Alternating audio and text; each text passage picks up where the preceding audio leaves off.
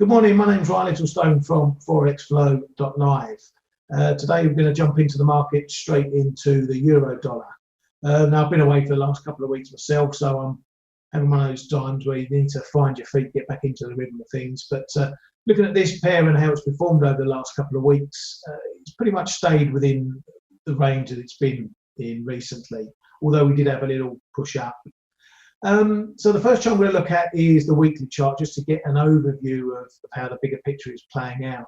And if we look at that chart, we can see we had a big long-term descending trend line here that we've just nudged above, and at the moment it's just a little bit indecisive about whether we're holding above that line or just breaking back below, and it's sort of a bit up and down, but we seem to be following that line. So that indicates that the market's a little bit unsure around these levels before it wants to make either another big move and move higher, or if that's going to find a top and we're going to come down below. So it's pretty much a key level there, but it also comes in against another big line, a big psychological level at the 120 mark, which you can see from that higher red line there on the chart.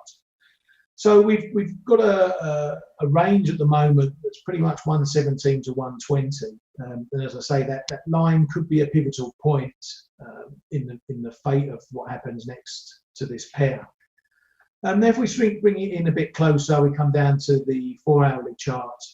We can see what's going on that line a bit clearer, and as you can see, we found resistance against it, and then we broke above, and then we found it as support, and then come below and resistance again. And as I say, it's very indecisive there. So pretty much what I'm going to switch to is looking at this 117, 120 range. Now we had a push up, as I say, into the 119 area, taking out another new high, but we didn't really get up close to that 120 level, and that's going to be a big level to watch.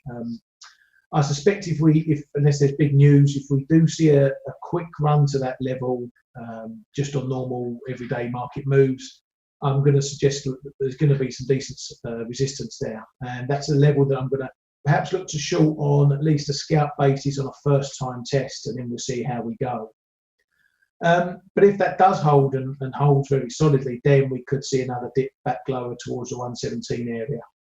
But what we need to do in between is find the levels that are coming up in between 117 and 120 area.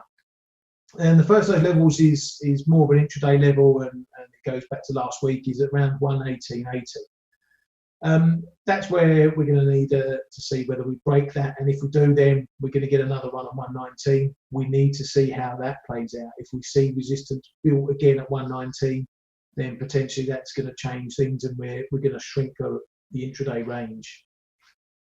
On the downside, as I said, keep an eye on this line, which is coming at today's money around about 117.60 odd. If things are quiet, it's these sort of lines that can come into play, and we can see the price get supported there.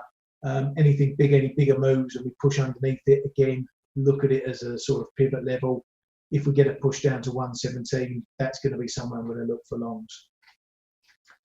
News-wise, there's not really a lot going on. We've got the Jackson Hole this week, which obviously Fed's power is going to be speaking at, so a lot of the market attention is focusing on that. We're also seeing a bit of summer trading, so volatility is suffering for that. But then we get it is interspersed with any big news items tend to have more of a volatile effect, like we've seen in cable last week. That's because the liquidity is lower, so any big headlines or any jumpy moves are going to see these moves exuberated and bigger spikes and bigger moves. But otherwise, in the meantime, it's going to be pretty much range trading from what I can see at the moment. But as I say, I'm back from my holiday, so just getting back into the swing of things. So for this week, it's going to be watching and assessing, and as usual, I wish you good luck.